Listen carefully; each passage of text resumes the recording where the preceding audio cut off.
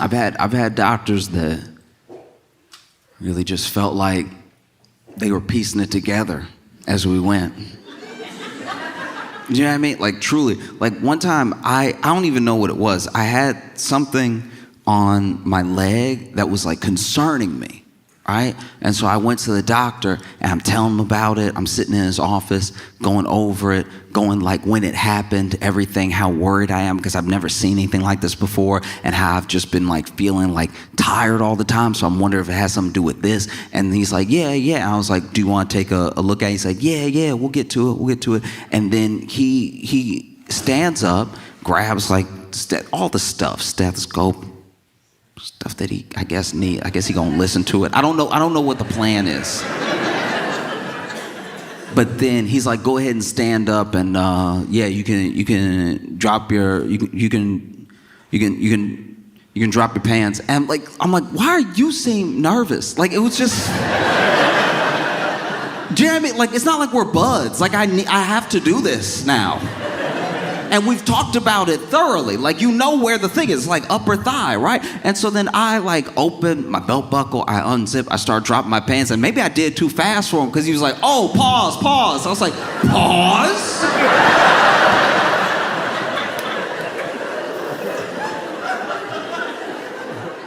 Not a doctor. Say pause. Oh. Because it's tough and it's scary because we only know a medieval amount about how to keep ourselves alive. We think we're smarter because we have more access to information, but even with that access, some people don't want the information. There are people that are straight up, like I used to think from the bottom of my heart, oh, if people just knew, if you knew better, you'd do better. I used to live by that mantra. And now I'm realizing, no, some people don't want to know. Some people would like to do exactly what they do now. Because to me, I go to a doctor because I'm like, you're a professional.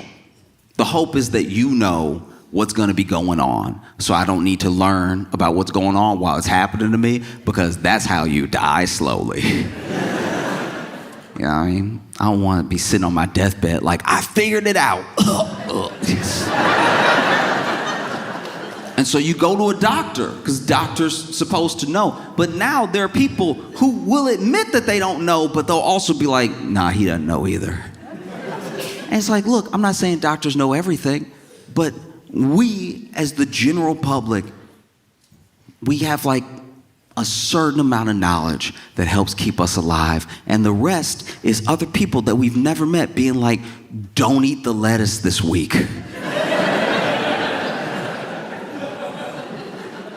There's E. coli everywhere. And without them, I wouldn't know that. I'd be hitting the lettuce hard. I'd be like, look at how healthy I am. I'm mid-salad right now. Oh, you do your best. Everyone is doing their best. Don't think that I think people aren't doing their absolute best. Even when they don't do what I agree with, even when they don't do things that I think are like common sense, people are doing their best, you know? It's just sometimes someone's best shouldn't be here. Do you know what I mean? You could have all the good intentions in the world, but if your best is like subpar, should probably get you out of there. Let you be a cheerleader. Because I've been through all manner of medical things. Luckily, nothing so serious that it was fundamentally life-threatening for long. I'm very thankful that I don't deal with chronic pain or conditions that I know people in my life do that make them have to adjust plans, cancel plans, make them have to adjust their life, make them have to be thinking about this thing all the time. I luckily don't have to think about my body all the time, you know? But I know a lot of people that do. I know a lot of people that depend on those experts for things that if we were going off of my knowledge, most of this room would be dead.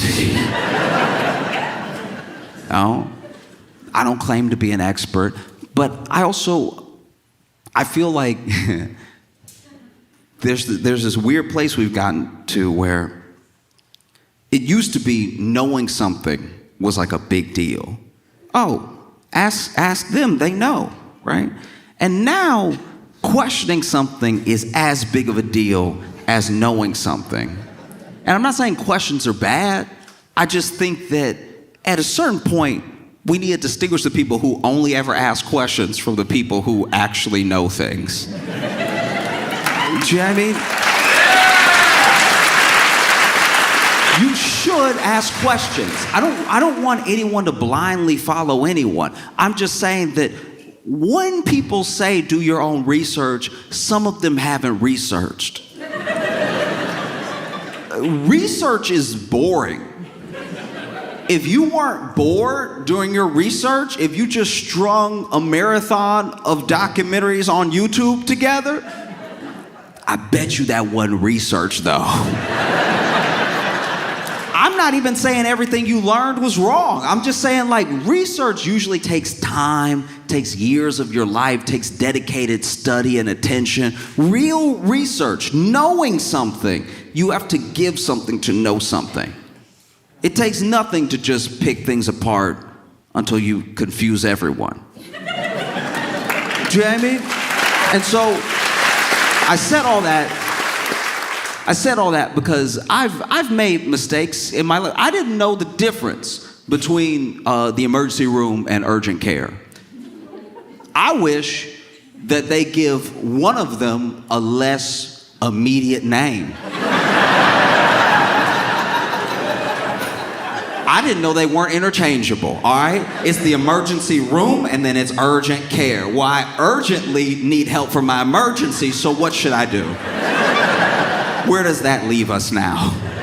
I'm at a fork in the road and whichever I pick sounds like they'll help me quickly. Turns out emergency rooms are for like life-threatening, immediate care. Urgent care is for when you got like a headache.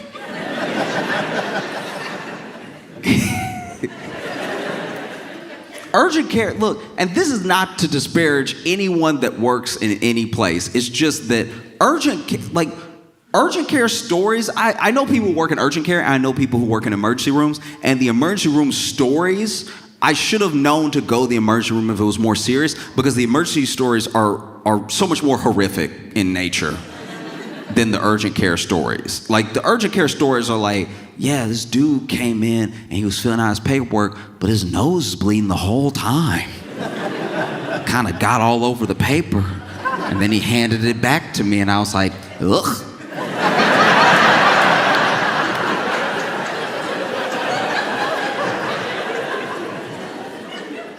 Emergency room stories are like, there was a dude today that, and also anyone who's ever worked in an emergency room and then told me an emergency room story has a 1,000-yard stare. They're not talking to me. They might be talking to God. They might be asking God, why would you let me see something like that? I got into this business to help people. I really want to help and heal, and you show me the devil. I don't want to see that ever again. Because what they will tell me with that wide stare is like, yeah, this guy came in today and his leg was... And it's like, I don't know what that is. That blinking? Sometimes they will just blink in silence. I'm like, is it in the room right now?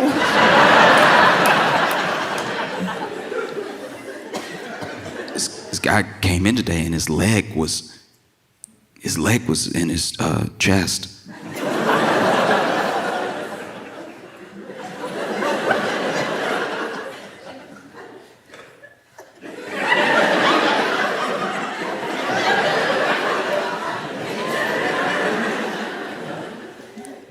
You sure this wasn't a dream?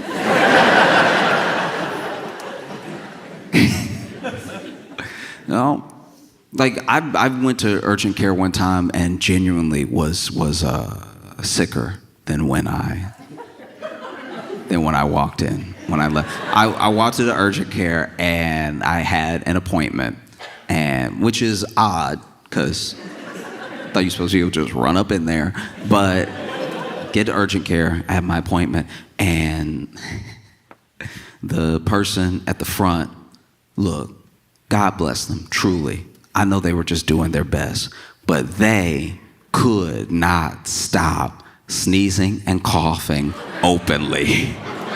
And so I was like, oh, like I'm backing away from this. I'm like, yeah, so do you want me to just go right over there? Do you want me to just walk around you and go back there? He's like, oh, the doctor's not ready yet. I was like,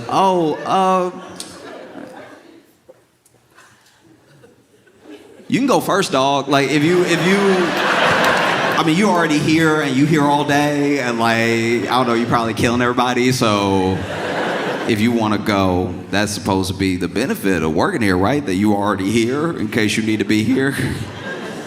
And he was like, oh, don't worry. Don't worry, it's not COVID. And I was like, that wasn't my concern at all. I wasn't wondering if it was COVID. I was wondering why it was happening right now to you. Like, I want you to be well. That would be better for everybody in here because we all came sick. And if we all mix our sick together right now, I'm pretty sure we'll get a new thing. And I don't want that to happen. No, and then my man sent me back so the doctor could cough in my mouth. Everybody had it, whatever it was, everybody had it. But now, when you go to the emergency room, let's say that's closer than urgent care, and you're like, hey, you know what, I'll just go right now. And then you get in there, and even if you have a terrible migraine, when you look around an emergency room, it does make you self-conscious about your sickness. The same way where you like go to the gym for the first time in 8 years and you looking around at all the people who are like already swole. When you get to an emergency room and you're not that sick and then you just see people holding bullet wounds closed, you're like, you can go before me if you want. Like,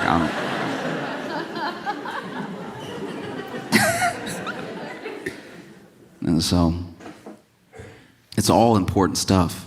It's hard for us to stay healthy because it's already hard for us to live.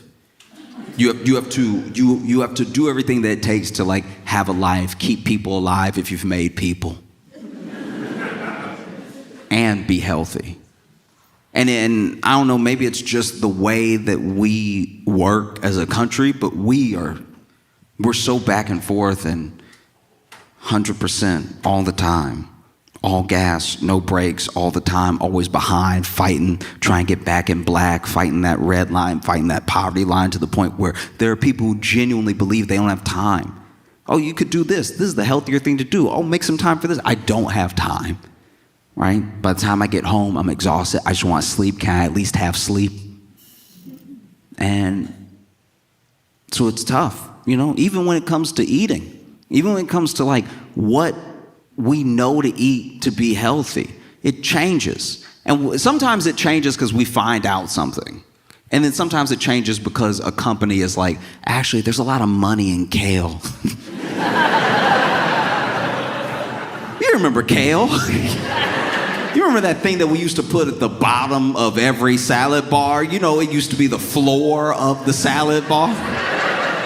You would go to a Pizza Hut and there would be kale wrapped around the pizza. Not on the pizza, under the pizza. Just use kale as like foliage.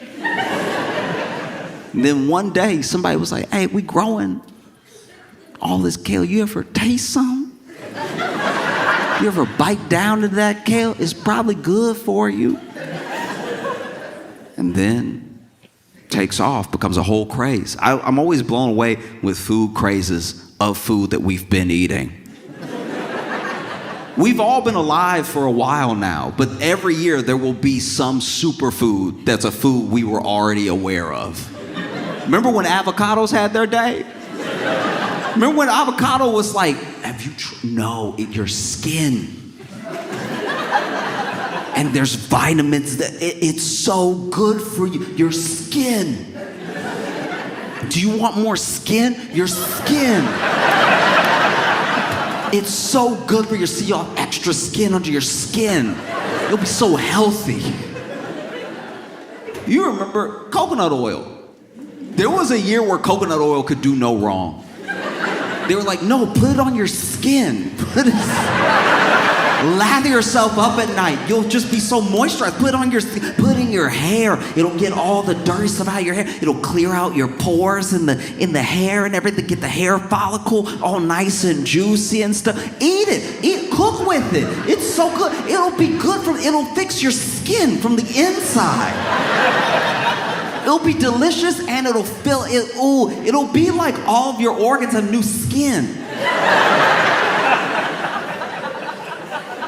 And then somebody else came out with a study that was like, oh, actually don't do any of that. Like it's actually gonna fully clog your pores. It's gonna clog the pores of your hair. And if you eat it, it's gonna be like a little too loose in your heart while your heart's trying to pump blood. I don't know what they said, but they turned on it in a day. And you would think that all this stuff is happening because we're finding out all these things. But what's really happening is all of these narratives are competing at the same time.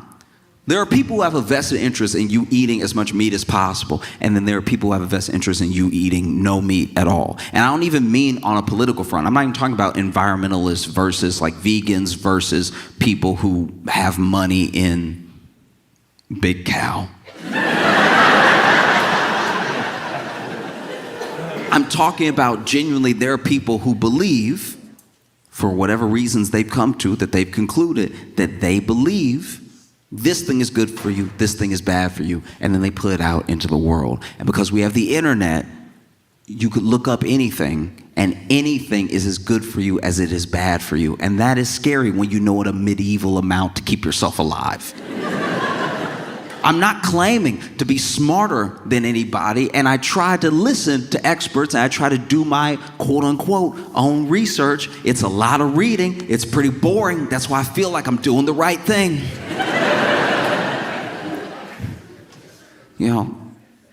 But it's still tough to know. I'm not coming down on people for not knowing.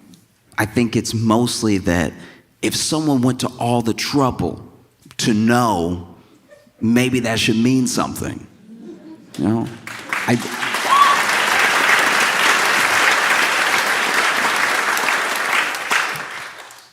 I say this because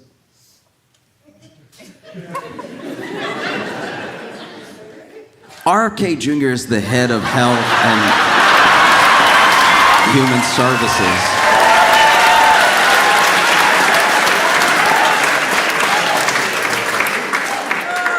And if you're not familiar with RFK Jr., he has a very specific sound,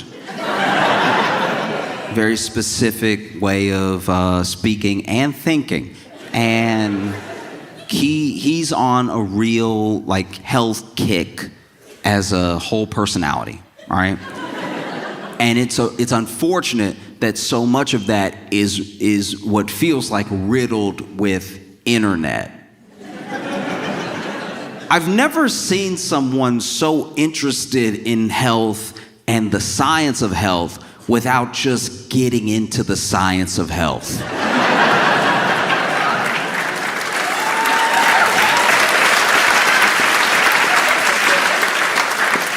Do you know what I mean? It would be like me knowing every stat that there is to know about basketball. But then when someone rolled me a ball or even tossed me a ball, maybe I'm playing my first pickup game of basketball. With all of this knowledge I supposedly have of the game, I know plays, I know players, I know stats, I know strategies, and then someone actually passes me the ball and I go,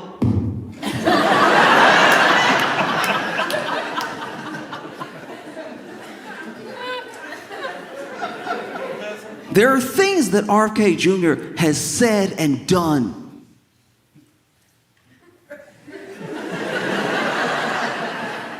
they don't don't just worry me. You know what I mean? They don't just like worry me. They actively go against, like, it's one thing if you have one theory.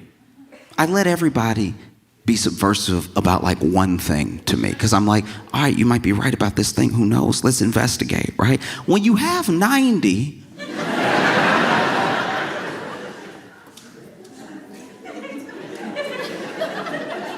nah, dog, this is bad.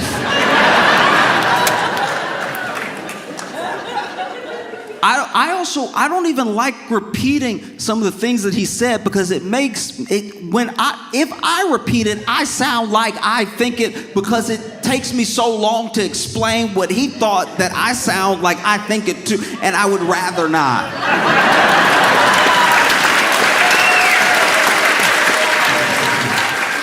You know, during his confirmation hearing, he said a lot of things that didn't quite fall in line with what he had been saying before he was trying to get confirmed, you know? So he said a lot of the right things to go ahead and get confirmed. And look, he was probably gonna get confirmed no matter what. You know, there was a majority that was gonna push him through, most likely, no matter what he said.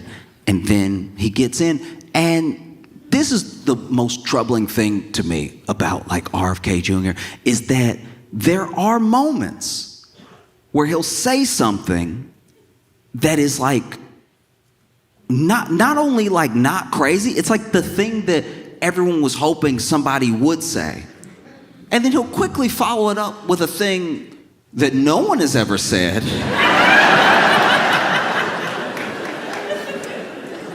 And you're like, oh, you had us for like a half second.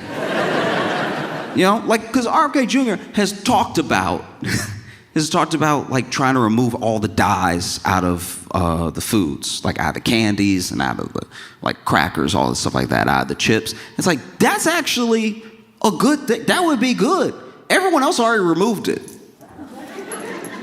Like, these companies may be international, but when you go to Europe, it's a different chip. They don't, and that's specifically because Europe was like, we don't do that to our people. So you should, if you want to be here, you can change it, but you have to change it. It can't just be whatever you want it to be, right? And so when RFK Jr. says, like, I'm trying to get all these additives out of the food, all these dyes, all these things, it's like, wow, that's great. I like that. And then he's like, and we need a registry for autism. And you're like,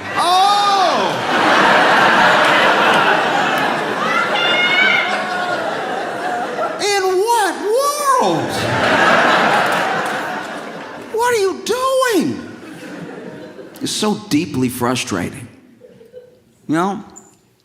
Because it's like that, the whole thing, the whole thing that is that is frustrating about it is that it is someone who, even in the face of experts, would rather not challenge those experts and prove them wrong to their face, just more talk to people who honestly and earnestly are trying to find out and don't know and lead them. You don't see him engaging in like real debate with a doctor who's made the thing their life, who's done the true research, and who's done it over time. I'm not saying science and doctors can never be wrong.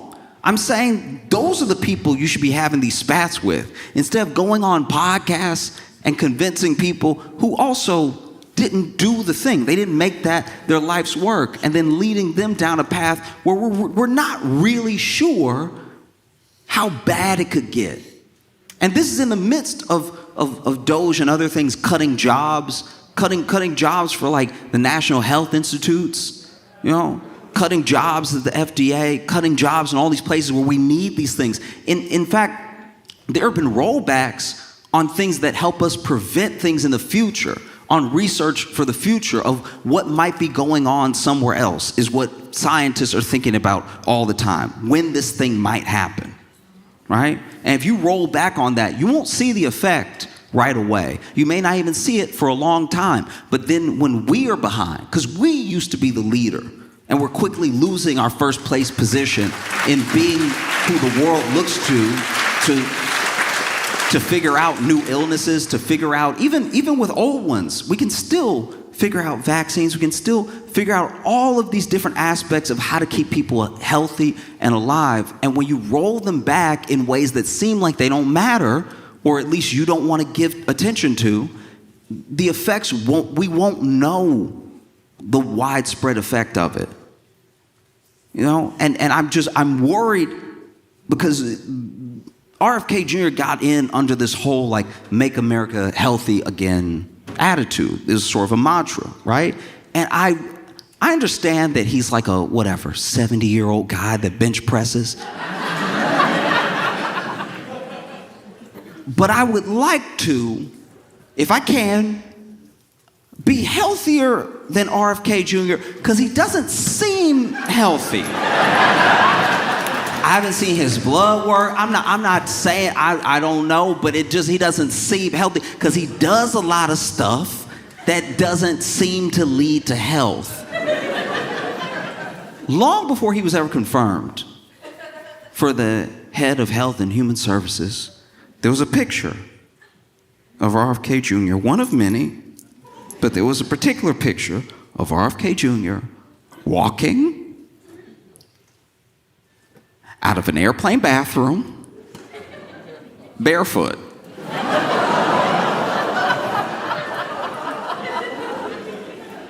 And when I saw it, I rebuked the picture. I was like, that will not be in my life. No, thank you.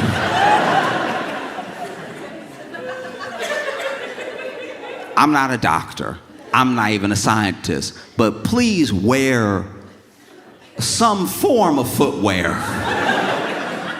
into the airplane bathroom. You had shoes when you got on the plane. What happened? What happened between the seat and the bathroom that you were like, I gotta get these off? I'm too restrained. This man went swimming in a DC creek that's been known for I'm pretty sure decades, that place is nasty. It's so okay. It's so nasty that the place is nasty. It's so nasty that they have a sign saying, "We nasty. Don't swim here, it's nasty." And sure, it's like this flowing creek and everything, but it's been known for a long time that sewage leaks into that creek. And he hopped in with the same feet that he walked out of that airplane bathroom with. Hopped in feet first, probably didn't even dip his toe in, was like, yeah! Swimming in the creek with his grandchildren, I'm pretty sure. And his dog. You're the head of Health and Human Services. Do us the service of being a healthy human. This is so crazy that we're watching you. It would be like watching the Secretary of Defense play Russian roulette. It's like, so you're not gonna be here long then. Why would you do that? Don't do that. We want you to be alive. It's so frustrating. Man has a congressional hearing where they're asking him about his belief. They're asking him about things that he said since he's been confirmed and stuff. And this man basically says, don't take medical advice from me.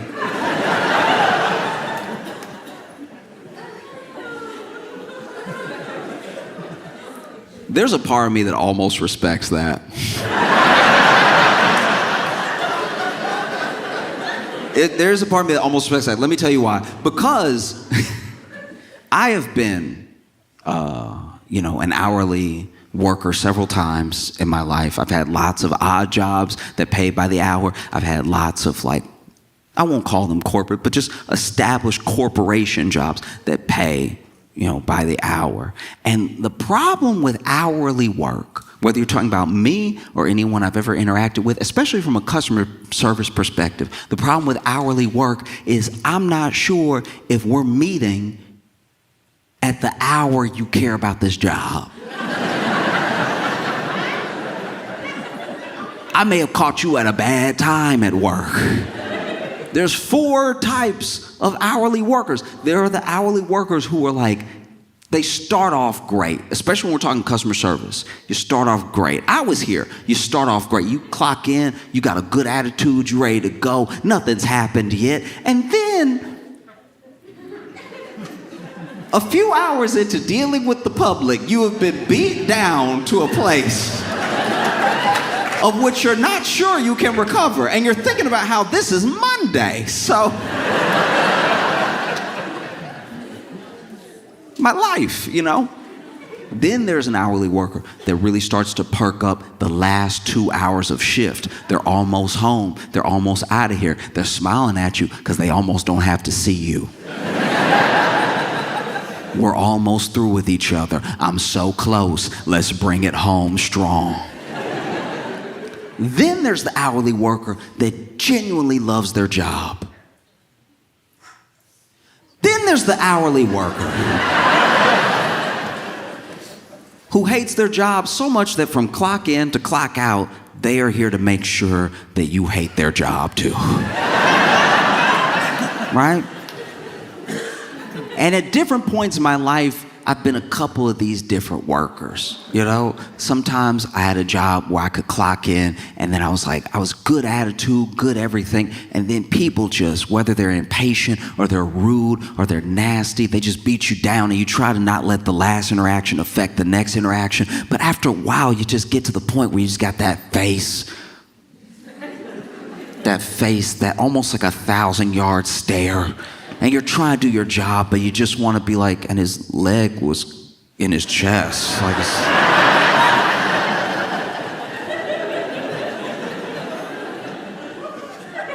And I've also been that person that's had that job that I'm like, oh, I can't wait to quit this job. I can't wait to get out of here. And you know what? The closest thing to quitting this job is clocking out of this job. I love clocking out so much. Sometimes I do it twice. I love clocking out. It's my favorite thing. Sometimes I actually worked a couple different jobs where back in the day you actually had the timesheet that did the and then, you know, shot the paper back up. And that was extra fun. I would watch it. I'd watch it in slow motion in my mind. I'd be like, yep, zip, zip, and zip, zip. And look at you marked and ready to go. I'm out of here. I'm leaving forever, just tonight, but forever. And then, admittedly, I did have jobs that I really loved. I really enjoyed clocking in and having a great time with my coworkers, and I enjoyed the job that I was doing. And even if it was like something to do with the public, you have your jerks once in a while, but for the most part, it was phenomenal. And I got great experiences out of it, and I'd clock out, I'd go home, I'd start again the next day. And then I had jobs where I was like, oh, okay.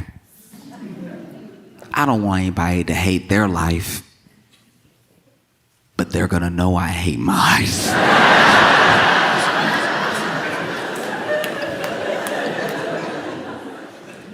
And there's something in the spirit of an hourly worker that's in the middle of doing their job that's like, oh, don't do what I do. That is what I heard at that hearing. Guys, don't follow my advice. I don't know.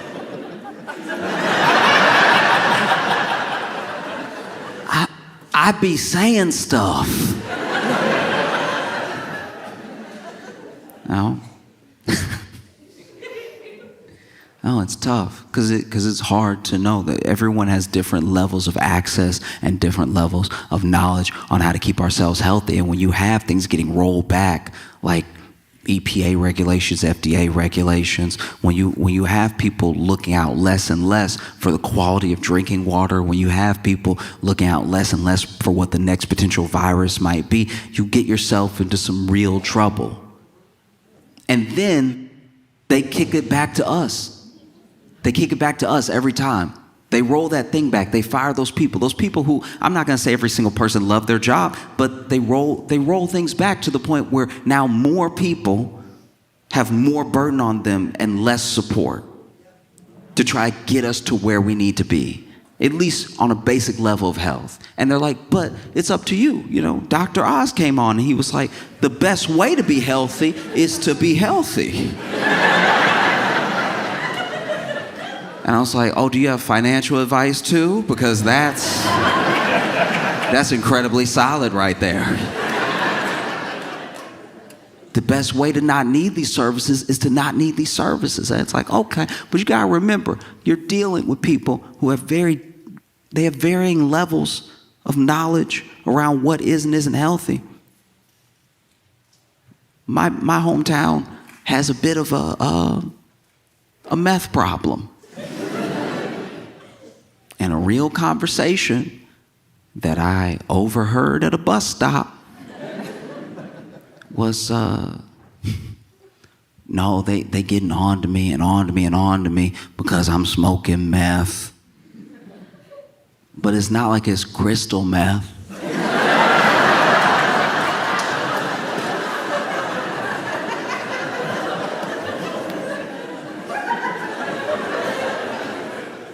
And not only me as a bystander, but the person they were talking to seemed to also be on meth.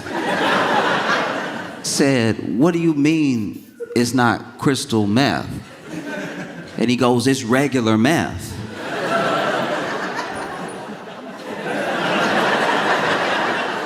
And so then the other person on meth was like, no, it's all meth. Crystal's not the deluxe.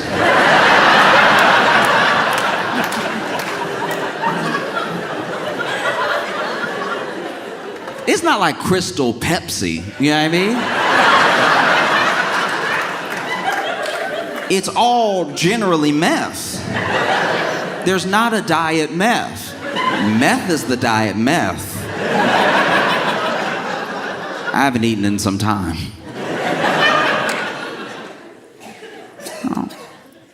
Because we are a huge country. And it's when you travel, you realize how big this country really is. And it's a lot of people to try to keep healthy, try to make healthy, you know?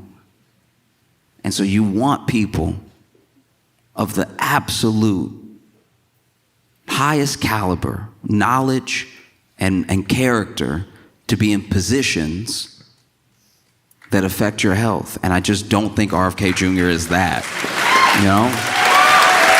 And there's all these things, there's plenty of things that you can watch and plenty of breakdowns people have done on his ideas and his theories about health and everything, and the things that he says that fall into the lane of conspiracy and the things that he says that fall into the lane of like homeopathic cures and stuff.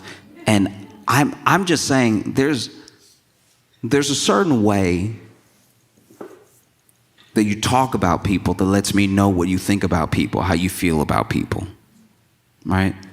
And while maybe from his perspective seeming compassionate or seeming understanding, the way I've heard him talk about people, especially people with autism, but people with any sort of different ability or way of life, and talk about it in terms that just seem so like stark and dismissive of the individual themselves in these broad brushstrokes, and then try to later come back and be like, oh, I was only talking about a quarter of, you know,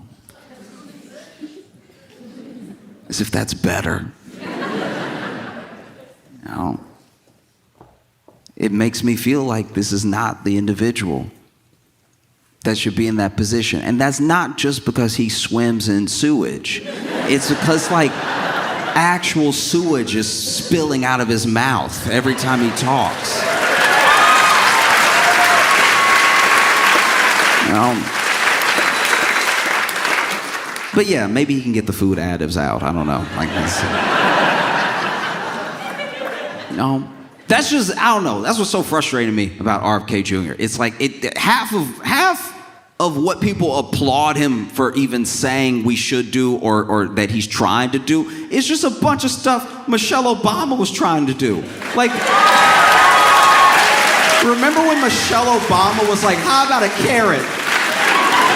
You remember that? Remember when Michelle Obama was like, just try an apple. And people were like, why do you hate America?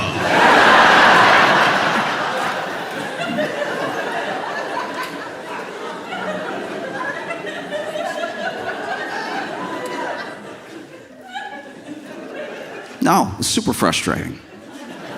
You know, I get frustrated all the time. I can't imagine if you are, a parent of a child with autism and you're listening to RFK Jr. talk, or if you're someone who's an actual health specialist and you're listening to RFK Jr. talk, or if you are the person who, in my opinion, deserves to be the angriest, Michelle Obama, listening to RFK Jr. talk.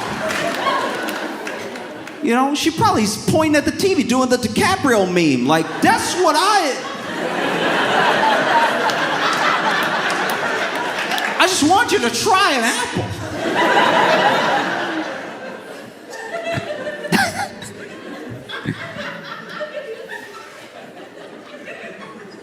You know, that's my thing. That's really where we screwed up. You know, we do all this stuff when it comes to healthcare to make it inaccessible, right?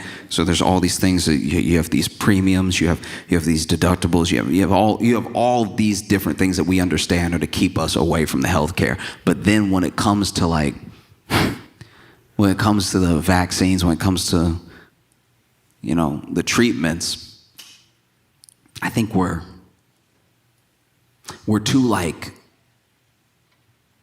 eager to give it to people. We should actually hold it back and make it seem like, I don't know. I don't know, it's all the way over here. Do you really want to come over here and get it? Like, I don't know. You know, because I had a conversation with a friend that enlightened me a little bit in kind of that route of thinking. He was a new parent, and he was like, look, I'm not a doctor. I recognize that I don't know the science or anything, but I'm seeing all this stuff on social and on TV about like giving my kids vaccines, but I'm also talking to my doctor who's telling me to give my kids vaccines, and he's like, I don't know what to do, and I'm really scared about what I should do, right? And I was like, okay, like I hear what you're saying. And then he said, I just feel horrible if I gave my kid something and it made them sick or sicker. And I was like, okay, I understand what you're saying.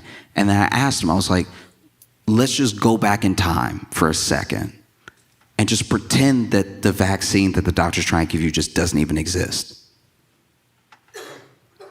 And your kid was sick. Would you want it then? Do you know what I mean? And I'm not saying that as some sort of got you. I'm saying that when we're sick, we go to the hospital. When you're sick or someone you love is sick, you want a doctor immediately. All this like just asking questions, going back and forth, trying to dunk on doctors, trying to dunk on experts, it's always done from a place of like actually being okay right now. When you're actually in a hospital bed, you're like, do whatever. I'm coughing up blood.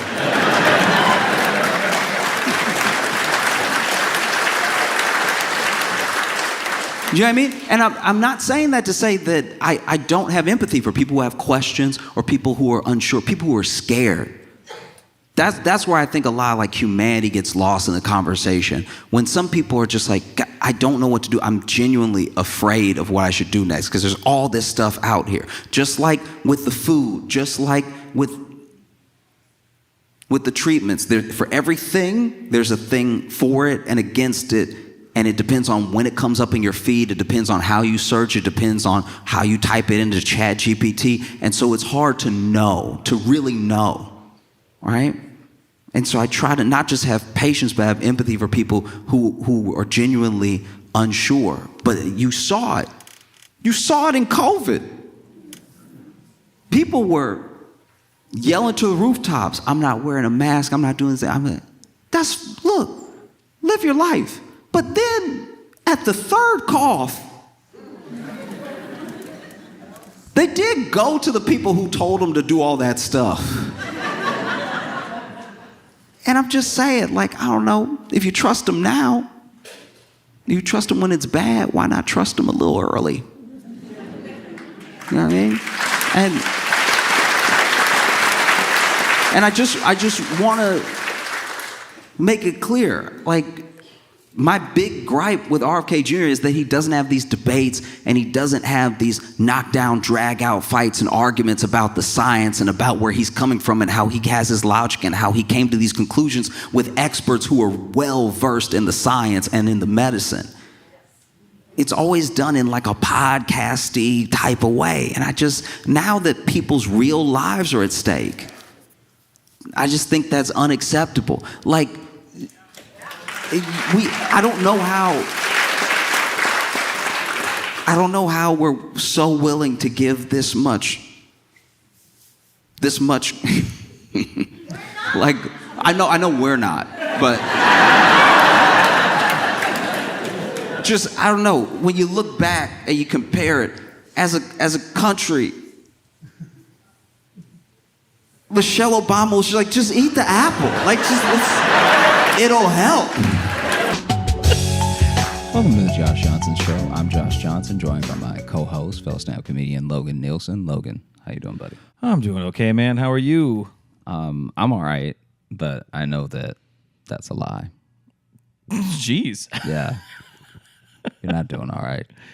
Oh, I thought you said I'm doing all right, but that's a lie. No. I'm not. You're not doing I'm not all doing right. great. But do you want me to rant about it again? I can get into it again. The subject of this week's episode, because I based off of this being our second attempt at recording, I got to thinking last night, and I sort of threw away my idea for yesterday's episode. Okay. And I switched over to a new idea that I feel like is more pertinent, more topical. Okay. It's of the people. It's what they want. It's what they want to hear about. It is terrible Airbnbs.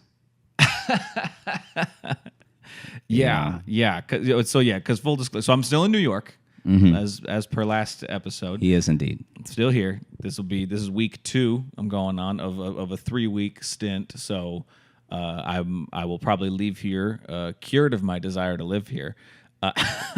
But we tried recording last night. You came over, but you forgot cords for the soundboard. So I forgot some cables. Forgot some cables that are necessary because without them, this doesn't turn on or record. Good. We just had an ice cream truck, and now there's just a car alarm going. So this there's sounds of the city, man. I have a pretty irresponsible neighbor. Is it the same one every day that goes off? It's not every day, but it's like too much. Yeah. It's to the point now where like it doesn't actually alert anyone. Like sometimes when you hear a car alarm, you're like, is that a carjacking? Right. Is that what's happening right now? Mm-hmm. And then you hear it and it just becomes like, nah, that's just Tony's car just sort of doing his thing. But yeah, I'm in this Airbnb, and the last honestly, most Airbnbs I've stayed in have been all right. I've rarely had like a bad experience. I've had some where you're like, but it gets the job done. That car is going. Yeah. So sorry. I mean, they might not even be able to hear it. I have no idea. They might not be able to hear it, but in case you can, it does take. I've started calling him Tony because it seems like a Tony problem to have. So this isn't the first time you've called it Tony at all. No. But it's just funny to me because there'll be some times where it's going for like a while to where I'm like, I think the battery's gonna die. Yeah. I don't know if this will. See, I don't know. I can try to boost it. I don't know if that's. Yeah, I mean maybe they're not it. picking it up at all. But it's to try to talk while that's going. Yeah. No, but yeah, I'm in this. I moved so me and Jess were together last week. She was in town. Great week, by the way. Maybe we'll get to that later. And then I moved to a different Airbnb because she went back to Iowa, and I'm here. And honestly, when I first got there, it was fine. Like I didn't love that. Like they clearly did some like editing on the photos to make it look like it got way more light than it really did, because it is a dungeon. It is. Yeah. There is so no. when I came to visit you, Yeah, what were your thoughts when you came by? I was like, oh man, I didn't know that you were allowed to like put out an Airbnb, like just offer up an Airbnb and smoke crack. Like it just felt like it felt like the type of place where you go visit your friend who's going through something, and then you realize your friend's not having a good time. Like it seems like the apartment from a drama where it's like, what are you doing, Benny? Yeah. Get it together. All right, you're better than this. And then it's just like, because the lights don't make any sense. So the problem with the lights in Logan's Airbnb is that clearly this place that he's staying in is like a garden apartment, but clearly it was an afterthought. It's just their basement. Because there are stairs that go right up. So it is just their basement. The lights don't make any sense in that the positioning of the light doesn't light enough things.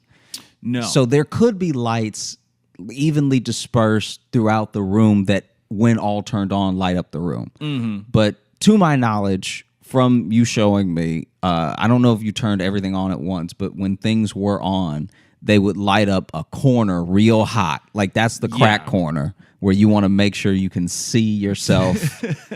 Well, yeah, because clearly, so like, yeah, there's two switches and one lights up two pretty dim lights on the walls, and those were clearly added later.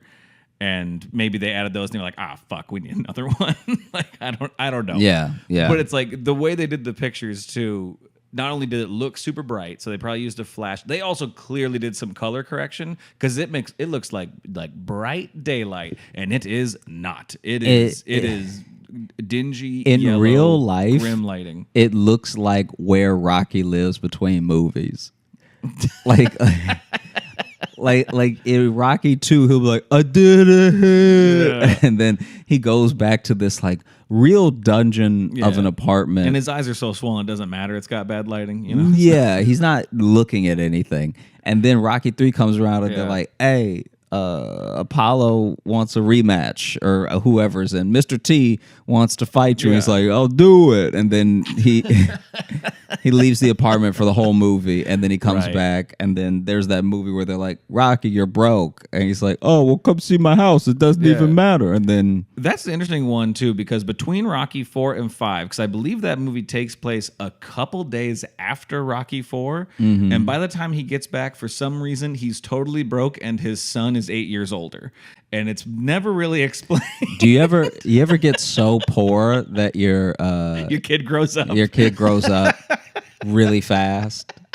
It almost seems like a metaphor, like because when you are poor, you do have to grow up a bit faster, because you have to live a bit more life. But it's also like no one's going to help him out. He just brought peace to Russia, and by punching a Russian, that's unprecedented. Yeah, that's everything that Kennedy was trying to do. Like he did the whole Cold War in like 10 rounds. But then, so one is just dingy, and I think it has like put me in a weird headspace too. I've been in like a weird mood today. It has. As soon as I saw you, I was like, no, because I even told Jess today, I'm like, it kind of took me back to when like I was living alone in a basement unit, and like I was happier then. Like that was okay, but it was just like, I've just been kind of like stressed all day, and one of the other reasons I was stressed all day is because they have a child up there who... We don't know if that's a kid or a dog. No, because there's both. I've heard both. Because they also have a dog. That got added to the mix today. You sure that's not just that kid barking? I mean, if it's a dog, then that dog sometimes speaks in full sentences. So I don't know. Then it's a miracle of science and nature, and I would like to meet this talking dog. But wouldn't that turn your whole week around? I would forgive it of everything. I would forgive it of everything. If they're like, oh, sorry, it's our dog. He's energetic and he speaks fluent English. Like, that would be a whole different. You know how puppies are. Yeah, they're always talking in words. No, but so they have a child up there who is can run with the force of a grown man. Like he is pounding that floor, because even Jess was like, maybe it's a baby, babies run hard. I'm like, yeah, but I'm hearing him like speak full sentences, so it's like it's not like a baby. This is what I think might be happening. Yeah. Which, in case you even at home, you, the listener, the viewer, may not know, the walls in New York are notoriously paper thin in lots of places. Yeah. And The downstairs neighbors here are getting a free live show, right? Yeah, like our ceilings in New York are also made out of our walls. Which is why last night when you were there and we were talking and was hearing the running, because this kid is just doing full wind sprints, front of the house, back of the house for 5-6 hours straight, like nonstop. It would actually be kind of funny if that kid grows up to be an athlete. That'd be something. Like if that's the next Usain Bolt, and we're complaining about having to listen to him train. In the documentary, his mom's just like, listen, he got us a lot of bad Airbnb reviews, but he is a champion. Yeah. No, but he was running so hard. Remember, I was sitting on the futon, because it's just futon. It's got that Airbnb furniture where it's like they found the thinnest IKEA shit they could get. I don't fault them for that. That's every Airbnb, so whatever. But I was sitting there talking to you, and then I felt something hit my hand, and I looked down, and I swore I saw like a piece of white bounce off, and I was like, was that ceiling that just fell on me? And you were like, that was absolutely ceiling. Yeah. This thing has happened to a friend of mine before. They stayed in a really bad Airbnb in Chicago. Now, Chicago, I feel like, has great Airbnb. I have not stayed in a bad one while I've been in Chicago because they're just mostly Chicago apartments. And a lot of Chicago apartments are like really, really big. Oh, I have stayed in one Chicago Airbnb, and that was also clearly someone's basement that afterthought got turned into an apartment, and it was all right. There was at a point, because there's like a doorway that leads upstairs, like straight up their front stairs, so it is like their basement. Yeah. And there was a point at night where we thought they were having like a fight. It sounded like we heard like a woman crying. We heard a lot of yelling, and we were like, oh no. And like they seemed nice when we met them. We're like, this seems intense. I think their TV is just like right near that doorway, because eventually we heard music swell with the argument. We're like, oh, we're hearing a movie. Yeah, but it sounded so real, because I'm like, I think there's a woman crying right behind that door. I think she came down the stairs to cry. Do you know what's crazy is when you're just in your Airbnb with your loved one, and then you hear on full volume Marriage Story blasting through. It might have been through that your too. wall. It might have been. And just wondering if you need to knock on the door, see if somebody needs help. And then you hear a full crescendo at the end of the fight. I think even Jess pinpointed what they were watching one time, because it was that, I can't remember the show, but that Netflix show with the lady who's got the Tommy Wiseau accent. I can't remember the Anna Delvey story? Anna Delvey thing. I couldn't remember her name. I'm in a weird place today, man. I didn't sleep much last night. But just the Tommy Wiseau thing is very funny. Just give me your money. Don't worry about it. Oh, man. Oh, hi, Mark. Sorry, bank. Oh, hi, bank.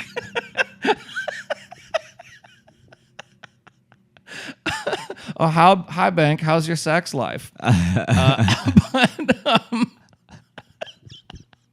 No, but there's a point like Jess could hear the accent. She's like, "Oh, they're watching that show, Inventing Anna." Is that what it's called? Inventing Anna. Yeah. And she like pinpointed what they were watching, and I was just like, "That means that TV's either too loud or too close to the doors." But you couldn't like really hear it through the ceiling. But the other thing with this Airbnb, sorry, you were talking about Chicago Airbnbs. Oh no, just a very quick thing. So this Airbnb my friend was staying in was once again paper thin sort of ceiling, and the upstairs neighbors were running around, and they clearly had a dog or whatever. And the same thing happened to him, but he was like eating a bowl of Frosted Flakes. Yeah. At a certain point when because he stepped away, like went to the bathroom, and then when he came back, he saw around the bowl a couple of paint chips. Yeah. And so now he's like, I don't know if this is full of paint chips or not. Like, I don't know. Like, he was like, I bought this cereal, and it's like the last, because he'd been staying there for a week. Yeah. And he's like, the last bowl of my Frosted Flakes might be half paint chips.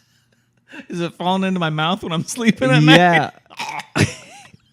And so he was like, I think I ate so many paint chips in Chicago because I was sleeping, and just little pieces of ceiling were just trickling down. Because at first he thought it was negative dust. for COVID, but positive for lead poisoning.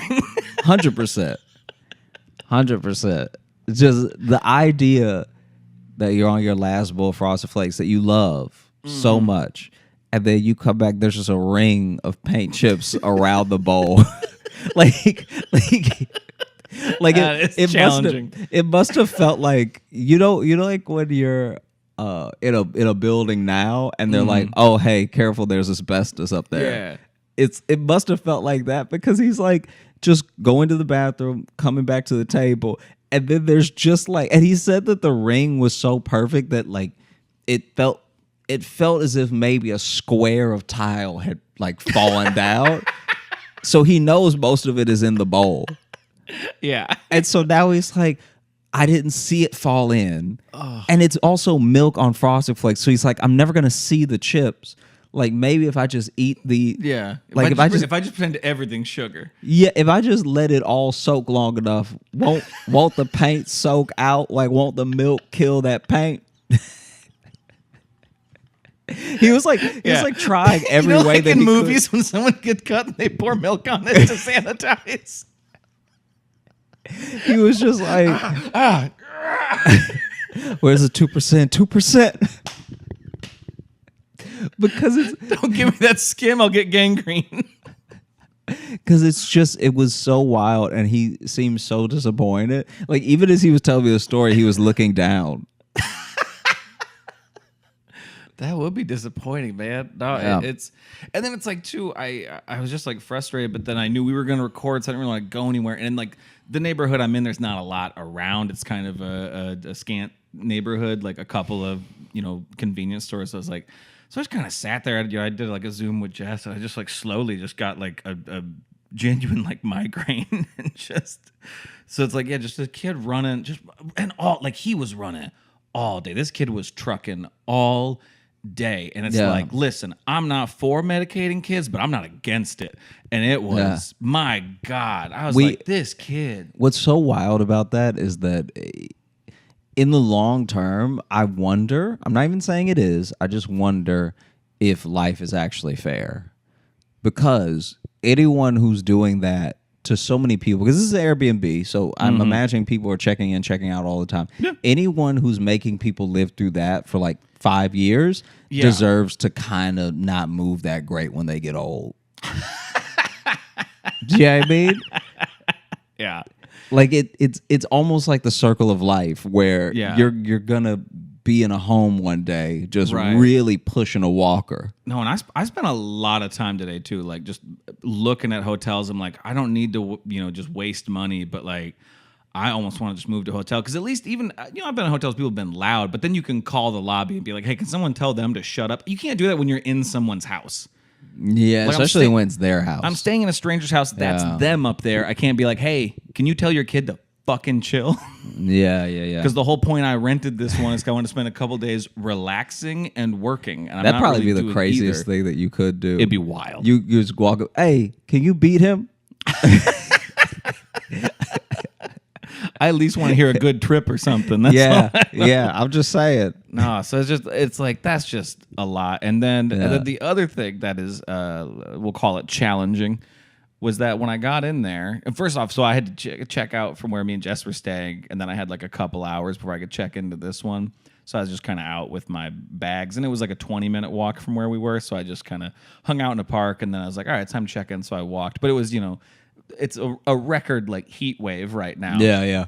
So I just had my backpack and a roller bag too. By the time I got to my Airbnb, my shirt was sweat. Like I was soaked. And then I get in there and there's no air conditioning. Ooh. And I honestly, that's my bad. I didn't see that it said no AC on the thing. So that one's not on them. Yeah. And it's a basement unit, so it's been okay. It's been muggy, but it's been okay. Like I'm just fine. But then I get in there and then I go into the bathroom and there's a sign above the toilet. And it says, please do not flush. And this is the order they do it in, which was confusing. But it says, just please do not, flush paper towels, toilet paper, or feminine products. And putting toilet paper in the middle. Yeah, to hide it. Yeah, and it made me like read past it. I had to like read. I'm like, is this saying I can't flush? Period. Like, is this just saying I can't use this toilet? Because then that's got to be in the listing. Yeah. And then there was another one by where the toilet paper is, and that one just said, "Don't flush paper towels." It said this like there's an old building, say old pipes, is built in like 1900 whatever, and it just says, hey, don't flush these things, but it didn't say toilet paper that time. It's like, okay, are they just saying like, hey, don't be reckless? It's old building, don't don't have a party. Like I don't know. Yeah. And so I messaged them. And I was like, hey, is this saying like never flush toilet paper? And it says use the container provided, but the container provided is just like the little garbage can they have next to them. Like, is it there? Are you just asking me to wipe my ass and keep it? Is that what you're asking me? Yeah. Is that what you're asking me right now? Is to have a very uncomfortable collection? Because okay, but then you got to be clear about like, that shit in the listing. It feels like they're slowly trying to turn you into Jeffrey Dahmer. They're like, hey, don't use a toilet, and if somebody knocks on the door, you should eat them. Yeah, just you can have friends over if they're not like breathing. Yeah, and like it's probably great to like wear someone else's head. So like just think about that. Think about those things. Yeah, just do that stuff and then do that stuff and it's fine. And so I messaged them. I was like, "Does this mean never?" And their wording was like, they're like, "Yeah, it's really close to where like the sewage outlet is. So like it may." It doesn't always get to dissolve, the toilet paper, so sometimes it creates clogs. They said, so they said, just be careful. And I was like, what in the entire fuck does that mean? Be careful. To be careful while flushing a toilet. You shouldn't have to flush a toilet like you're detonating a bomb. Yeah, like you should have to touch it like, ooh. You shouldn't have to like push it a little bit and then be like, was that too much? Yeah, like I won't go nuts with it. It's like, and like, listen, I know there are places that do that. It depends on the pipe system. It depends on the placement, blah, blah. But you got to warn a guy. That's got to be in the listing. That has to be in the listing. It gives you no confidence in anything. In anything in the place. The water is clean. It gives me no confidence the ceiling might not just fall. Like, I don't know, especially with that kid running. I mean, it did fall. A little piece of it fell. That's honestly true. I also think that when you are getting an Airbnb, you obviously want the pictures to be accurate. My favorite Airbnb that a friend even stayed in, my buddy stayed in this thing and he was telling me about it. I felt so bad because I told him he could stay with me, but could have told me that. This is a different time in my life. I know, I'm kidding. I basically was in this situation where I was still living with Jeff and Amy. Okay. And Buddy came to stay, and then he was about to move into an apartment. But then in the interim, he was like, oh, let me move out a little early. Maybe I can get to the apartment early. And I was like, okay, if you're sure. And he Airbnb'd from this guy. I don't even know how. Airbnb will let you list things for like a suspicious amount of money. Mm-hmm. So they'll let them get very expensive. Obviously, there are people. Yeah. There are people. I didn't even know this. There are people, rich people, whose Malibu homes they will put on Airbnb for like actually an affordable rate if you all use the rooms. You'll see like houses in like picturesque parts of the country that are like $500 like for a night. I'm talking about a mansion, right? Where as long as you bring enough people to use every room that's in there, right, you'll be able to afford it, right? Yeah. So $500 per person for 15 people. Right. So obviously that's a lot of money per night. Mm-hmm. But like, hey, if you had $1,500 and I had $1,500, we want to stay 3 nights at a mansion, and we just had to get every friend that we've ever had that we don't think will ruin anything. To come with us, I had to whittle it down. I don't want to say every friend we ever had because now it sounds like we only have 6 friends apiece. But basically, he stayed at this Airbnb, and when he got to he knew it was going to be small because the pictures were a little blurry. So he was like, okay, whatever I'm signing up for isn't good. Yeah. And it was also $20 a night. So he's also this is quite, and this is also early days of Airbnb too. Oh, okay. So a lot of people don't know. I maybe people knew about Airbnb, but a lot of people weren't using it as regularly. Like now we actually compare Airbnbs to hotels. So we'll be Right. like, let me see how much a hotel is. Let me see how much an Airbnb is. This is before we got to that stage as people. Right. Yeah. So this is still when you had to kind of know what Airbnb was. whatever it was, how to spot like A what's deal good, and what's what's a deal or scam. what's a scam, what's real. And so Yeah. the pictures were very blurry. Goes over there, and it's a tent for the $20 a night in the backyard. No. Yeah, No. yeah. Is a tent in the backyard, and the guy doing the $20 tent in the backyard. There's 2 other tents, so you're not even in a tent alone in the backyard. There are other tent people And there. nowhere on the listing it said it was a tent at all. Didn't seem like it. Fucking And so then wild. So then he's in his tent, and he's like, it's actually not that bad. Like, it's obviously bad, but he's like, hey, I'm new to New York. I'm like, he's also very young at the time. Was it like in the city too? No, I think it was in Brooklyn. But I mean, like in New York proper though. Yeah, like yeah, you're yeah. in Brooklyn in a tent in someone's yard. Yeah. I mean, the craziest part of this story is that someone has a backyard. I think you're getting caught up on little details.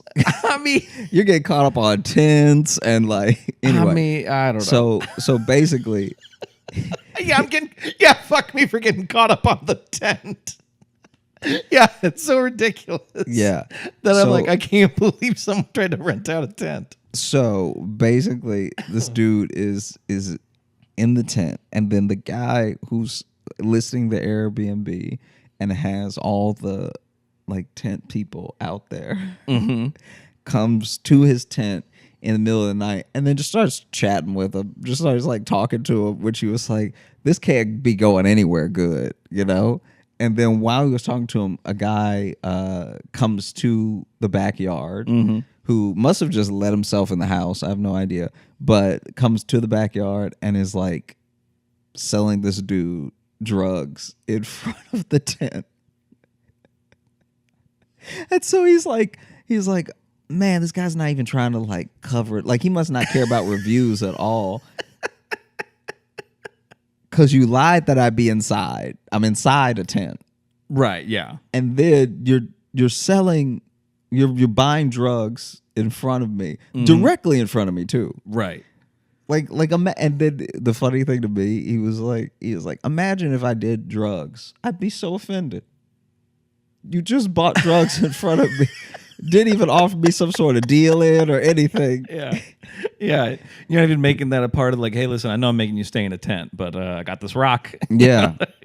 No, man. That was like properly bad. I felt bad for him. He was there for like 3 nights or something. Wow. Yeah. That's A full on tent. And then there was one where this is when I was on the college tour, and I think I was going to, it was in New Hampshire.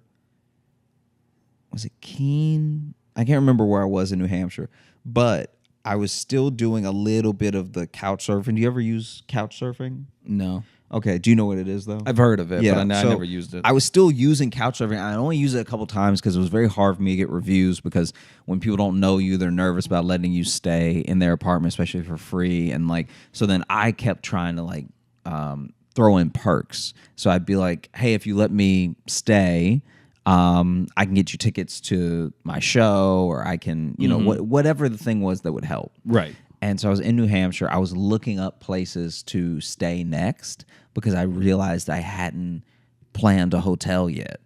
Oh, okay. And I also was still, this is like earlier in the tour, so I don't have the money to really like, I'll just stay at whatever's close when I get there. Right, Like yeah. this is still a point in my life where I had to like meticulously plan ahead, and I had let this extra day slip through the cracks. Oh, okay, yeah. So I had to like, okay, I'm going to take a bus here to here, and I'm going to like all that routing stuff, which I was also scared to do. Like I ended up paying more because I kept putting it off because I was so scared to do it and get it wrong. Yeah.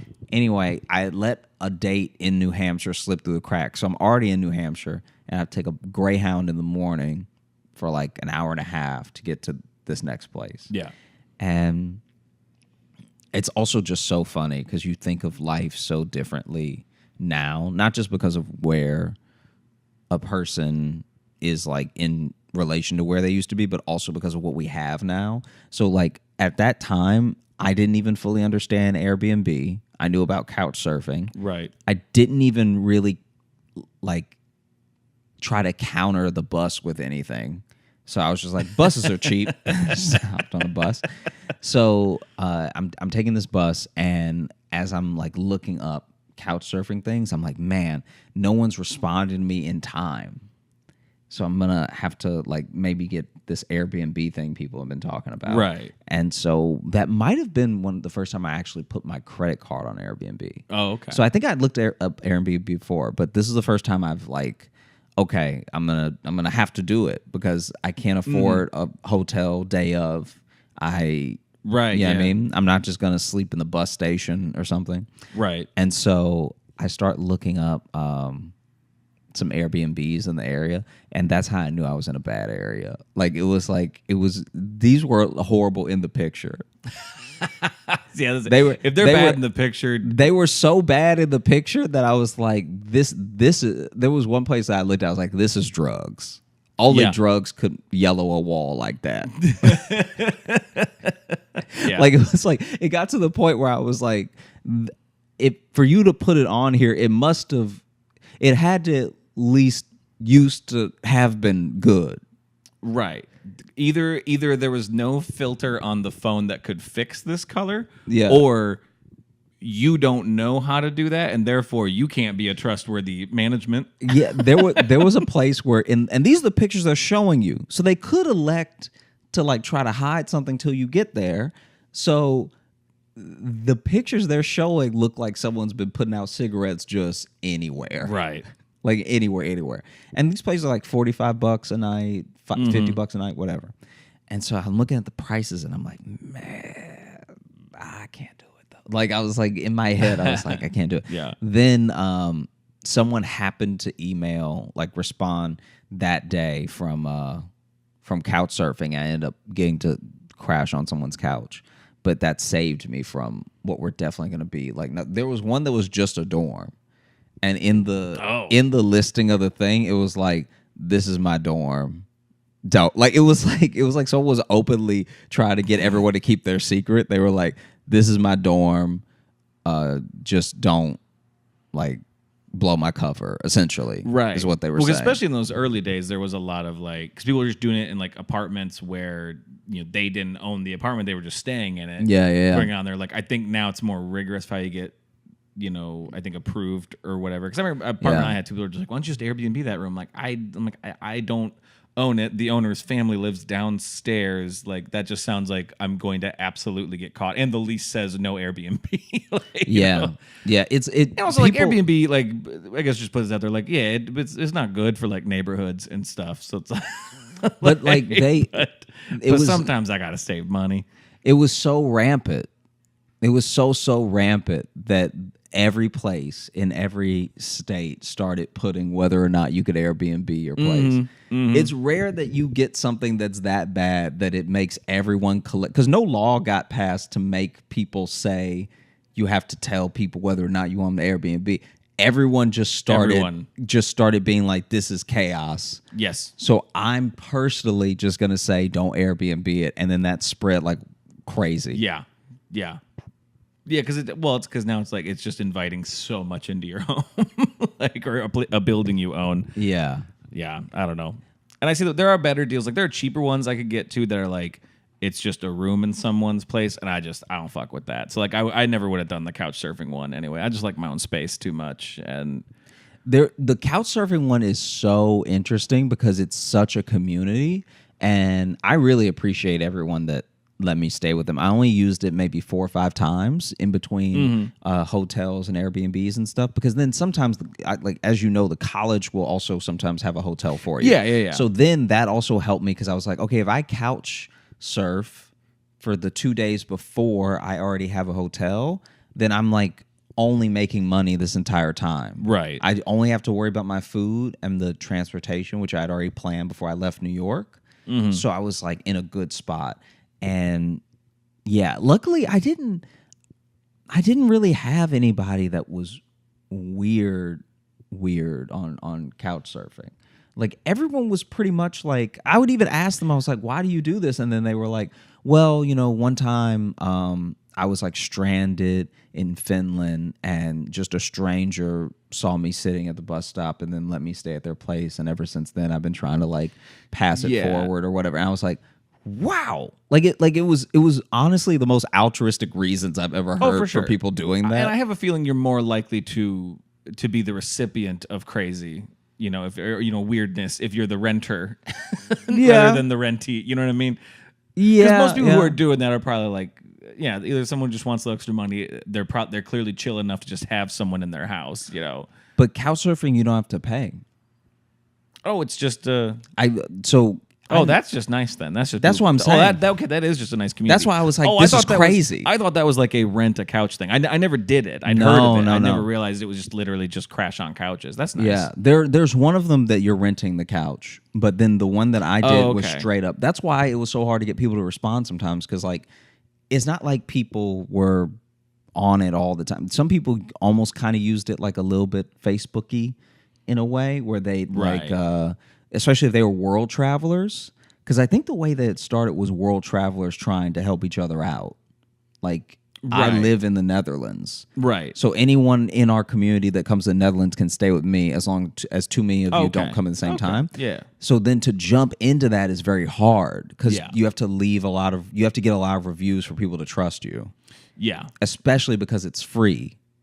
Yes. Okay. And that so that does add a whole new element to it. That makes it nicer, but then probably does make it. You gotta be a little. That's why I was like, cagier. Yeah, I was a little scared. Like I remember the first time I fell asleep at one, I was like, "This is it. I should have just spent that $80." And like, now I'm about to. be murdered. Yeah. I don't know. And you know my everyone does my general dislike of strangers and getting to know people. So crashing on just people's couches. I don't know. There'd be too much pressure. It'd be like, how much do I have to talk to you? How much do I have to like? I remember because I'm not rude. I'm not a rude person, but I like my quiet too. I like to just. What's the James Franco movie? This one will really bother you. This whole thing. I've talked about this for way too long already. But this story is going to make you very upset. One second. Okay. 1 second. The James Franco movie. Not actually. I don't think you'll actually be angry, but this is. Give me 1 second. I'm too exhausted to be truly angry about anything right now. Okay, so the James Franco and Jonah Hill movie True Story? I've heard of it. Okay. I watched that movie with someone I was couch surfing with, and it was just this very sweet, like incredibly sweet out of a movie, little tiny old woman that that had done like couch surf. She had got on the couch surfing thing. Yeah. And like, yeah, someone's got a big dick. All right. I'm not saying that this is the reason, but this is what it felt like. So I'm not saying she's not a sad person. She was very happy. But it did seem like she would do Airbnb and couch surfing, which is why her couch surfing is even nicer, because she can make money off of renting the room and whatever. And sometimes she just chooses to like let somebody stay for free, if, and basically we hung out for like a whole day. It was like, see, that's the thing. This has Josh Johnson written all over it. This whole situation. This dude I've talked before about how long he just will talk to just like people at the reception desk at hotels, and that's a good thing about you. I'm just saying this is a very much a Josh Johnson adventure app. We hung out all day because I got in, right? And so I get in and so just from off the rip, I think that's a fridge. Oh, is that the fridge? I'm like, that's just a new one. I was like, that's coming from that way. So just off top, I get in and I message her if I can come by a little bit earlier, because I was like, hey, I want to just make sure I take a quick nap before my show and everything. And I know I'm getting in early in the day, so when's a good time to check in and stuff? Yeah. And then she was like, oh, you can come by whenever. I'm just hanging out. And I was like, oh, okay, cool. I get to the apartment and she lets me in, and her daughter is leaving. Okay. So her and her daughter had been having lunch, I guess, and her daughter's leaving. And then I sit down and she's like, we have some leftover sandwiches if you want anything. Can I feed you? I was like, oh no, I'm good. It was like hang out with my grandma. And then she just kept trying to feed me. And then we were sitting there. Were sitting there, and she started just telling me stories about her family. And it was, before I knew it, it had been an hour. And I was just like, man, this lady's like the coolest. Yeah. And she was like, do you have any errands you want to run or anything? Like, I was like, oh yeah, I actually do need to go to CVS. And so we went to CVS together. We went to CVS together, and so we go to CVS, and I do not know how you haven't been kidnapped. Like, I don't know how someone truly hasn't taken you hostage. But wander into these scenarios a lot. But she's so little. It was hilarious too, because she had a little. It wasn't a donut. Mm-hmm. But I guess she had an injury, and so she had a little cushion on the driver's seat. Mm-hmm. But then the cushion also seemed like it was helping her see over the steering wheel. So it looked like it was just serving dual purpose. Like, because she was like, now you'll have to be patient with me. I walk a little slow because I fell. And the way I had to try not to laugh when she was telling me, because I really didn't want to offend her, because by now we're like chilling. We're like buds, you're right? best friends now, yeah. And so then she was like, oh, I fell because... And I've seen something like this happen before, so it makes sense. But basically, she fell, and then she tried to get up quick. She said she felt like if she got up fast enough, she wasn't hurt. And so she fell. That is like perfect, like old person logic. Yeah, you know, like when you're like, it's like when you're a kid and you trip, but you're embarrassed, and you're like, no, I'm good. Yeah, I'm good. You try to save it. Yeah. And she fell, and she tried to get up so fast that she fell again. Oh. And that's where she really did the damage. And so she was walking a little slow and had like a little bit of a wiggle to, compensate. Mm-hmm. And she goes, the doctor says I'm going to make a full recovery, but I mean, at my age, what does that even mean?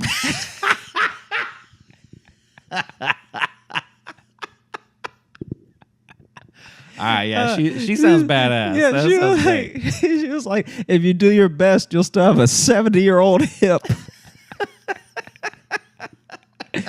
And so we go to CVS, and she's like giving me like mild to hot goss on everybody at the CVS. This is a small-ish town. Oh, okay. And so she was like, oh, the cashier there used to work at Arby's, but her service was terrible. See, right there. That is why she rents out the couch. Yeah. She just wanted people to gossip with. Yeah. And clearly, her daughter's heard all of it already. Her daughter's heard all of it, and if she's talking shit about everyone, she probably don't have a lot of friends. So I'm gonna just let people stay on my couch. Yeah. But no, she would tell me, so it was the full benefit of a nosy old woman, because she was telling me about people we were passing in the car. Mm-hmm. Yeah. Like, we would be passing people in the car on the sidewalk. Great. She'd be like, oh, him right there. He was... I was like, yeah, because like, I also don't care, but also I only saw the back of his head. Yeah. So it's not like we talked to him and then she's walking. Like, I have no perspective on him. I have not seen this man. I didn't know he was there. Yeah. Like at least the cashier like dropped her cookie to it. Like when she was telling me about the cashier, I was like, oh, that sparked a little memory because of the awkward thing that just happened. Yeah. Because she, to be fair to my older friend, the cashier did it was kind of a boss move because it worked for me and then it didn't work for her. So she rang everything up. This is her process, right? The cashier rang everything up and then opened one bag and then tried to slide everything, like scoop everything in the bag. And so I got a bunch of snacks and like a new toothbrush and some stuff. And so for me, it worked because it was like everything I got was small. And then, and then this woman that I'm staying with got many more things. Right. And she still tried it. And so most of it just missed the bag. Yeah. You can't do it with a gallon of milk. You can't. She's just like scooping it off the counter, and then it just starts falling. And then as it's falling, she keeps scooping because she's like, some of it's gonna land in there. Yeah. And then so then we go back. I invite her to the show. Okay. Which she was like, oh, if I come, I'll have to like come a bit later, or you like first or whatever, and Right. like all that stuff. And so she was nice enough to drop me off at the college, and was like, I can pick you back up if you want, and blah blah. And I'll definitely, you can ride with me if you if I do come to the show. Also, I pinned my number to your shirt. Yeah. So if you get lost, just tell someone to call that. There's a sign on your back Here's- that says you're my son. Here's a baggie. And so Got a then sandwich in there for you. I do the show, and I can't remember if she came or not, sadly, because that would be very sweet if she came. Anyway, but I take an Uber back because I just don't, hear from her or anything. And yeah, she must not have come because she opened the door when she. Anyway, but then we get back inside, and she's watching, maybe it was HBO or Showtime, and she's like, a movie's about to come on, do you want to watch? And we just watched True Story with James Franco and Jonah Hill, and she just kept gushing on James Franco the entire time. Like, she was like, she would just turn to me and be like, I know he's a murderer in this one, but he's dreamy. Luckily, he ended up being very cool in real life too. Yeah, it's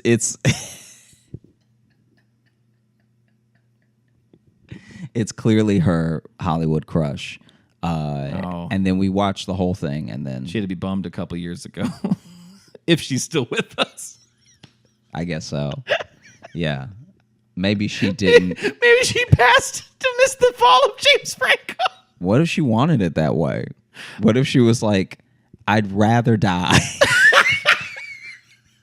than hear a bad word said about James Franco. Lose my James Franco. Yeah. So yeah, we watched True Story, and I'll never What's that one about? forget that. That was like very cool. She was like a great stay. Yeah, that's awesome. That's a good story. I like that a lot.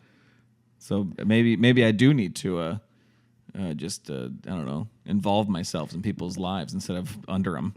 I guess so. I mean, it's also gone poorly. Like, Oh, for sure. like there have been times where I know. I listened to this show. I know your stories are a real 50-50.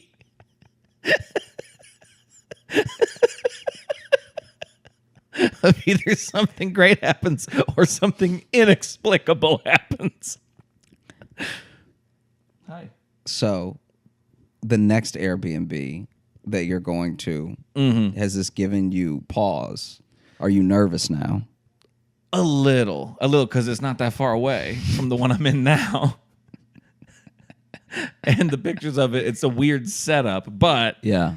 it does have some amenities. Like, I mean, mainly it has air conditioning, so like that will make me happy. And windows, because it's not a basement unit. So I'll just probably be less just depressed. And this one does have windows in the bedroom, and it looks straight out to garbage. It just looks out straight into the back of the garbage cans. Not even the pile of garbage, but like just the cans are there in front of the windows. So it's not really a view. So I have one more Okay. Airbnb horror that I think Scarebnb? maybe we should just stop. That the was a episode good one. That now. was a good pun. I'm not even saying it wasn't good. I'm saying that maybe, we've both had a long day. Right. You're saying nothing can top it. Nothing can top Scarebnb. So we should probably quit while we're ahead is what you're saying. That's what Josh is saying. Why don't we go out of focus for a second? Because the light is going away, so it's having trouble. Oh, whoops. Okay.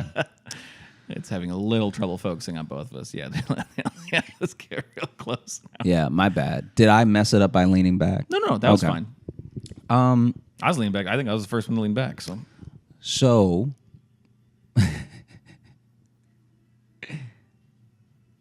now there's a light there, so this will be over soon. Yeah, that's a really hip ice cream truck. God, this ice cream is really hot. Do they put a lot of cinnamon in it, or? Oh, my mouth's on fire. My God. So basically, I have a friend. Just for all intents and purposes, let's call him Benny, just so that we can keep the story straight. Okay. Now, Benny or Benny? Let's call him Sam. Dick.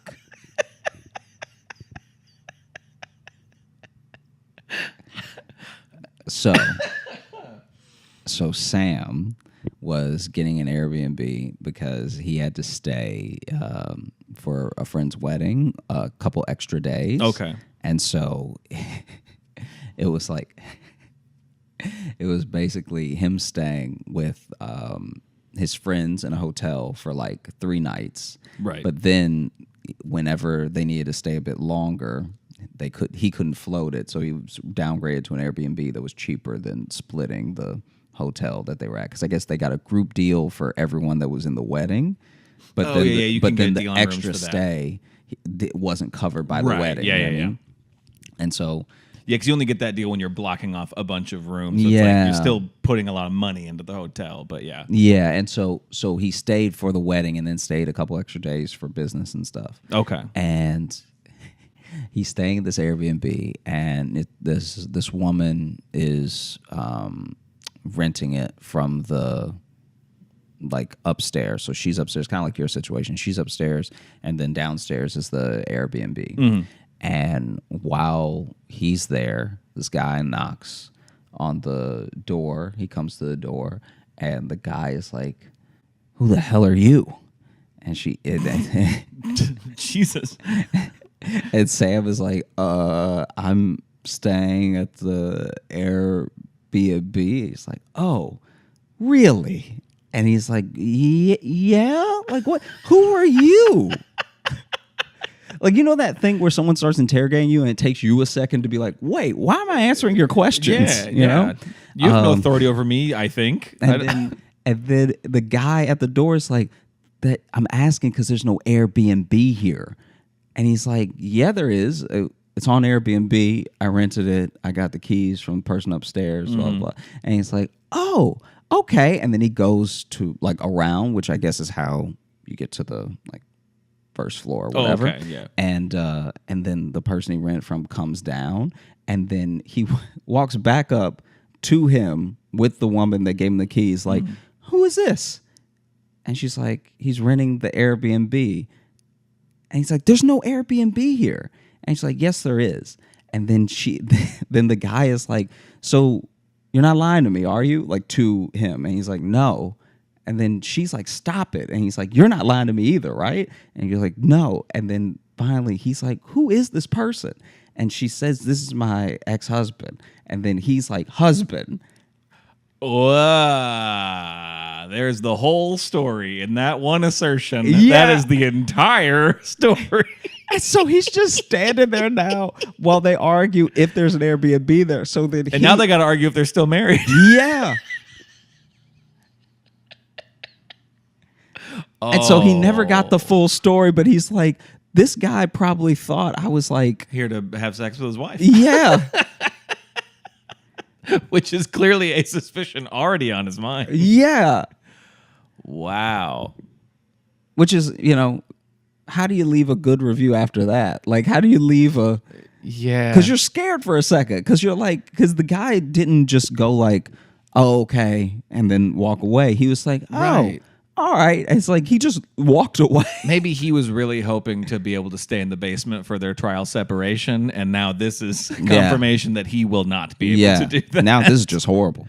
You also can't, someone say, this is my ex-husband. You can't just go, no, husband. Like, that doesn't fix it. No, it really doesn't. That does nothing. So, yeah. Wow. Yeah. Okay, so yeah, I'll continue avoiding people. I've gone full circle. I didn't want to skew you and like fill your, You want to give me optimism for people. Yeah, no, not worth it. Should we open up the mailbag quick? Let's do it. What do you want to go we got some new ones, or should we do some of the ones that were for our 100th? Maybe we do one old, one new. 101 new? Okay. Yeah. Let's see, how old do we want to go here? We'll do this one. This isn't like old, but this is from a month back. But this is from Kyle, and it says the title is Fair Fish. And then this is interesting. You got this angle looking. Just at my me neck now. was starting to hurt. Oh, okay, gotcha. Starting to hurt bad, and I've been trying to handle it the entire time, and it's been almost an hour. We could have done this. No, from the beginning. It's fine. Do you want me to turn this way to you too? You don't have to, because you have to read. Well, I can. Why would you do it like that? I don't know, man. That's. But it says, "Hey J-Lo, thought you'd like to hear that I once won the healthiest and strongest fair goldfish to ever live when I was 13 years old. Fair goldfish have come up a few times on this show, so yeah." I didn't know this thing would last longer than 2 weeks, so I named him Dinner. That's dope. That's a great name. Wow. Well, he lived for over 6 years.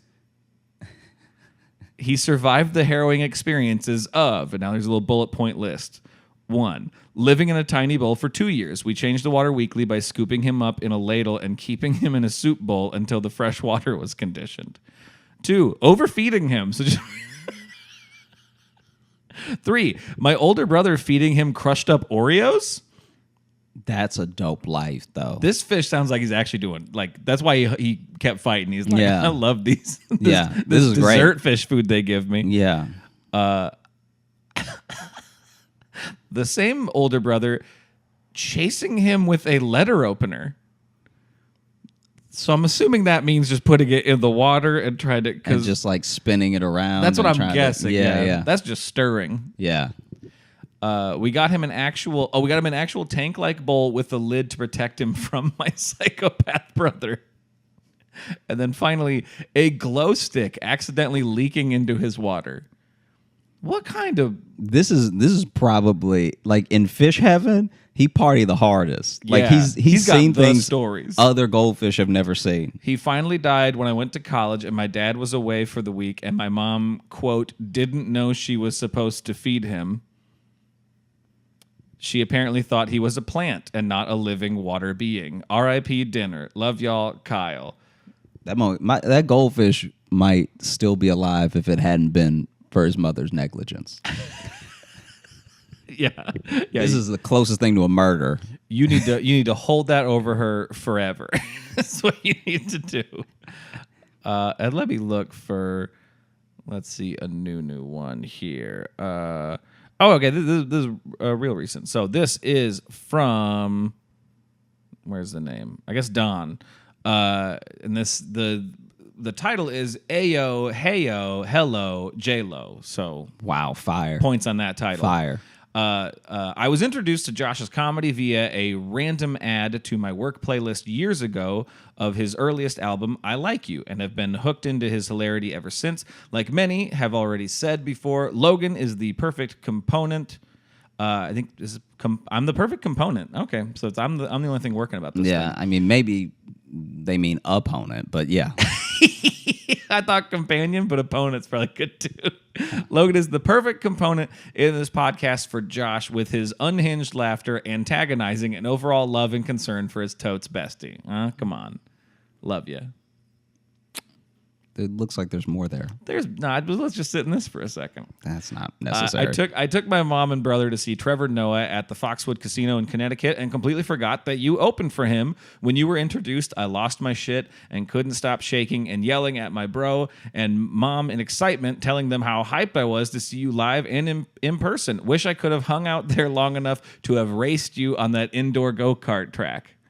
Oh, yeah. Was there an indoor track there? Did I not tell you about this? Was that what we talked about last time? I thought we talked about it, but... I guess I didn't know it was indoor. Yeah. It's indoor. Okay, so from that recent episode. Yeah. There you go.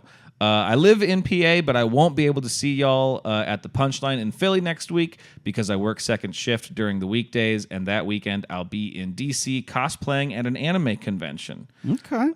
Quit your job. Do the anime convention. Quit your job. Come on out. Nothing but the best of luck to you both, and hope to meet y'all face-to-face one day. Rating 69 nice weebs out of 5 weebs. Thank you so much, Don. P.S. question. Yeah.